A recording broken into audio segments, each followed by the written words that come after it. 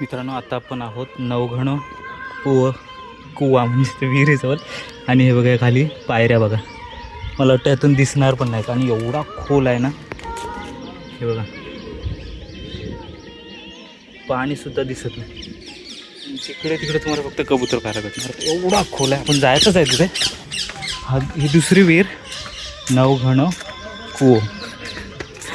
आपली हिंदी थोडी पॉवरफुल आहे. इथे सुद्धा लिहिलं आहे नवघण कुवो. गुजरातीमा लयखो છે है ना मागे. एवढं जबरदस्त.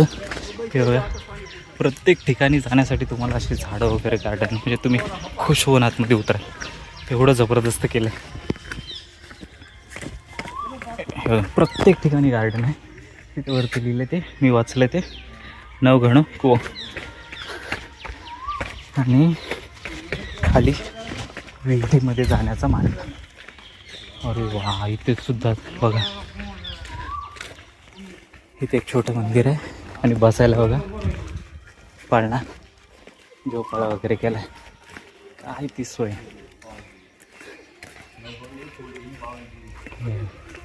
इथे सुद्धा एक गुफा आहे.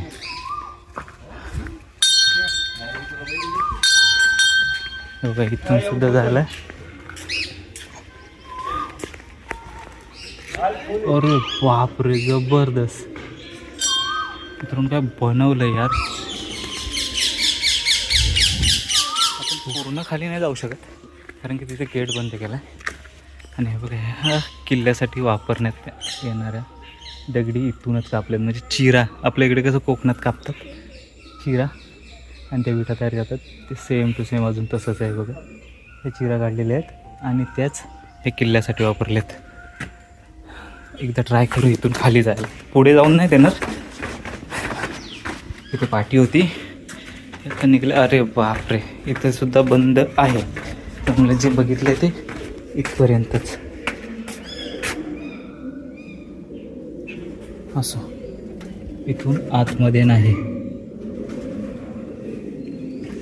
चलो कोई बात नाही. आता वरती पुन्हा एकदा.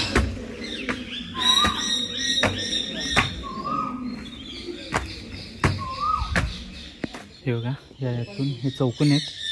त्यातून मला ते विटा बाहेर काढलेत. आणि हे मागं नवघण कुलदेवी आईसी खोडियार माँ श्री नवघण कुलदेवी उपरकोट किलो नवघण को जुनागड. गुजरातीमध्ये लिहिलं आणि इथे काय नाही. चला आता मला असं वाटतं हा बघा सरडा बघा कसा बघतोय.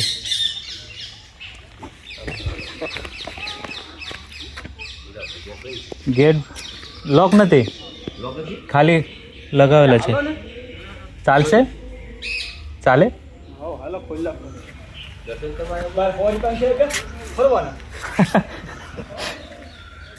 मित्रांनो तो चाललाय मागे.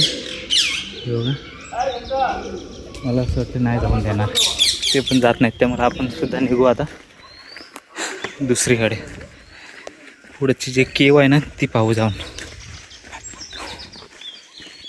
थोडं गार वाटते आता. तिकडे गरमी होत होती पण या बाजूला आलं ना विहिरीच्या बाजूला तर मस्त गार वाटायला लागली. चलो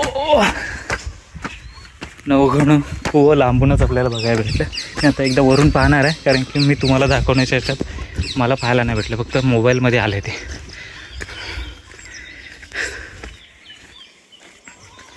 मस्त वाटते. पाऊस आल्यानंतर एवढं भारी वाटेल. मित्रांनो जर खाली जाऊन बघायला भेटलं असतं ना तर मी तुम्हाला दाखवलं असतं की विहिरीच्या तलापर्यंत छोटे छोटे रूम आहेत खोल्या आहेत आणि तिथपर्यंत जाण्यासाठी आहे. आता इथून दिसत नाही म्हणून तेव्हा ही लोक चालले. मी पण जाणार. आलं ना तर बघणारच. तो फक्त ओरडला नाही पाहिजे. ओरडला तरी चालेल आता कारण की मला एकट्यालाच नाही ओरडणार. ती दुसरी लोक सुद्धा आहेत त्यांना पण ओरडले. त्यामुळे काय नाही एवढं फार थोडंफार चालतं. तुम्हाला दाखवायचंच आहे. तिथपर्यंत ना नाही जाणार आपण पण जेवढं जायला भेटेल ना तेवढं. बापरे, हे बघा जबरदस्त. हे बघा मित्रांनो, मी आता आले खालच्या बाजूला. अजून भरपूर खाली विहीर आहे, पण हे बघा छोटे रूम. हे बघा खालती सुद्धा पायऱ्या आहेत जायला, आणि त्या पायऱ्यांना खिडक्या बनवल्या. ते बघा, मला वाटलं रूम नाही, पूर्ण तळाशी जायला पायऱ्या बनवल्या, आणि त्या पायऱ्यांना खिडक्या आहेत. ते बघा गोल राऊंडमध्ये अशा पूर्ण. असं चला, मला तेच दाखवायचं होतं.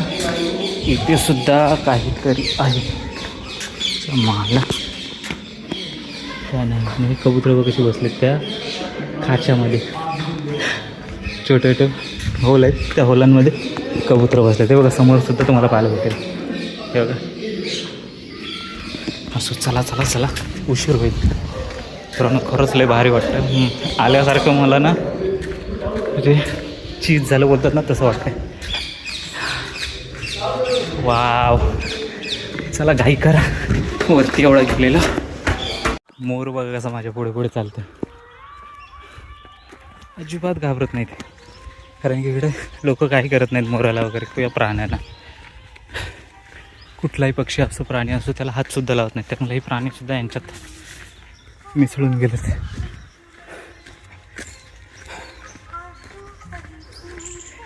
इथे सुद्धा जाण्यासाठी म्हणजे तुम्ही गाडी घेऊन जाऊ शकता. एवढी जबरदस्त सोय.